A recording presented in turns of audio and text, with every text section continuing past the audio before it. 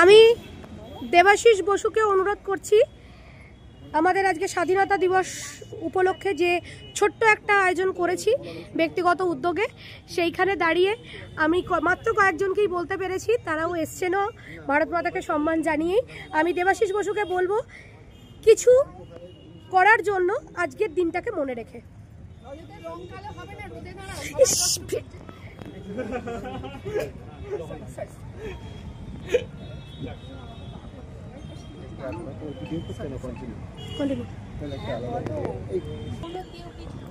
নমস্কার, আমার হাতে যে বইটি দেখছেন স্বাধীন ভারতে বাঙালির সংকট ও সমাধান, এই বইতে আমার নিজের লেখা একটা প্রবন্ধ আছে, স্বাধীনতা আন্দোলনে বাঙালি, সেলুলার ও প্রেসিডেন্সি জেল এবং জাতির আত্মবিস্মৃত ইতিহাস।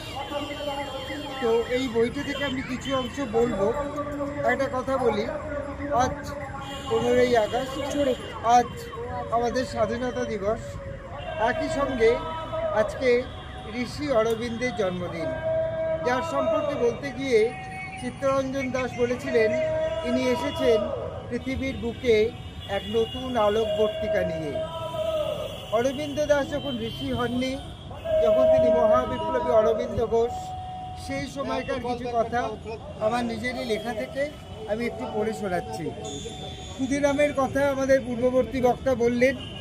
ক্ষুদিরাম বসু যে বোমা ছুঁড়েছিলেন সেটি তৈরি করেছিলেন হেমচন্দ্র দাস কানুনগো, এবং ক্ষুদিরাম যখন ধরা পড়েন, ফতে সিং এবং শিবপ্রসাদ সিং এই দুজন কনস্টেবল তাকে ধরেছিলেন, তাকে সন্দেহ করে।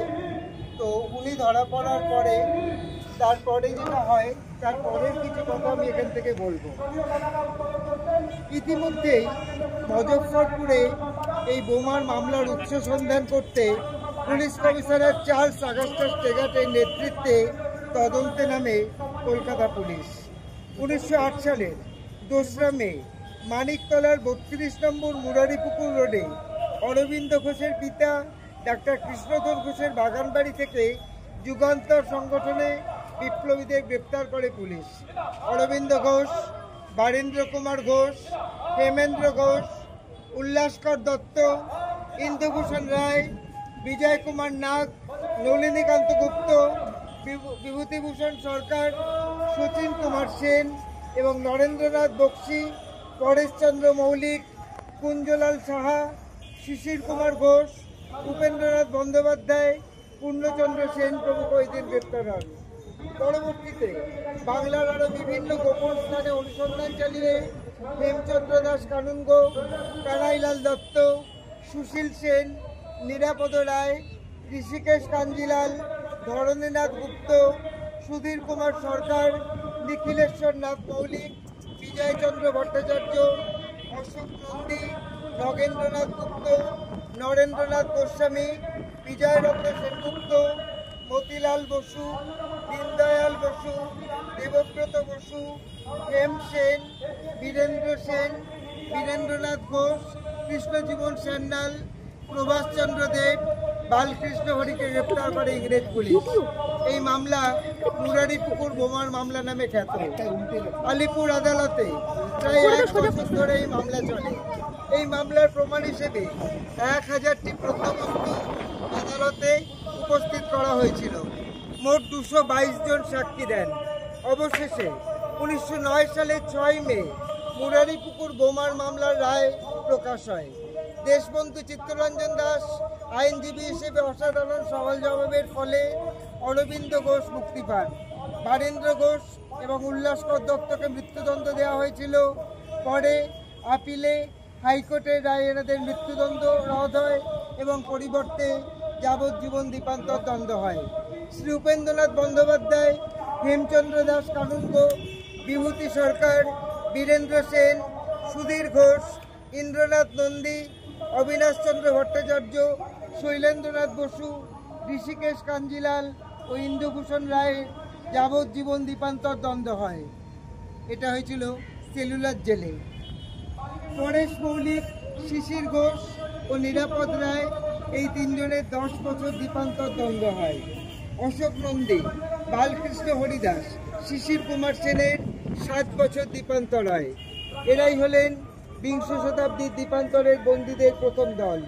বাংলার এই দুই বিপ্লবী দল ও আরও কিছু শাখা দলের সদস্যদের দ্বীপান্তরিত হবার স্রোত 1909 থেকে 1916 সাল পর্যন্ত অব্যাহত ছিল। এই প্রসঙ্গে উল্লেখযোগ্য অনুশীলন সমিতির ত্রৈলোক্য মহারাজ বা ত্রৈলোক্য চক্রবর্তীর নাম। বাংলা মায়ের এই বীর সন্তান সর্বমোট 30 বছর বিভিন্ন কারাগারে বন্দী ছিলেন। তিনি ছিলেন ঢাকা ষড়যন্ত্র মামলা ও বরিশাল ষড়যন্ত্র মামলার প্রধান আসামি। তার দীর্ঘ কারাজীবনের মধ্যে 1916 থেকে 1921 তিনি সেলুলার জেলে কাটান। তীব্র অত্যাচারে কঠিন হাঁপানি রোগে আক্রান্ত হলেও তিনি ক্ষমা ভিক্ষা করেননি। উল্টে ব্রিটিশ সরকারকে ক্ষমা চাইতে বলেন। হ্যাঁ, এমনই ছিলেন বাঙালির দৃঢ়তা। অনেক কথা বলা যায়, আর একটুখানি কিছু কথা বলবো সামান্য। সেলুলার জেলের কথা বলছিলাম, তো সেলুলার জেল প্রসঙ্গে কদিন আগেই একটা বক্তব্য আমি রেখেছিলাম। আজকে একটুখানি আলিপুর সেন্ট্রাল জেল, যে এখন আলিপুর জেল মিউজিয়াম, সম্পর্কে বলি। ওখানে যেদিন আমি যাই, তো ওখানে একটা শহীদদের তালিকা আছে, দেখবেন। ওখানে যাদের ফাঁসি হয়েছিল তাদের তালিকা হচ্ছে, নামগুলো বলে যাচ্ছি: কানাইলাল দত্ত, সত্যেন্দ্রনাথ বসু, বীরেন্দ্র দত্তগুপ্ত, গোপীনাথ ওরফে গোপীমোহন সাহা, প্রমোদ রঞ্জন চৌধুরী, অনন্তহরি মিত্র, দীনেশ গুপ্ত, রামকৃষ্ণ বিশ্বাস, দীনেশ মজুমদার এবং চারুচন্দ্র বসু। এই মিউজিয়াম যখন দেখি, ওখানে যে ফাঁসি কাঠটা আছে এবং ওখানে গান বাজছিল নেপথ্যে, একবার বিদায় দে মা ঘুরে আসি, এই গানটা শুনতে শুনতে আমি ঝরঝর করে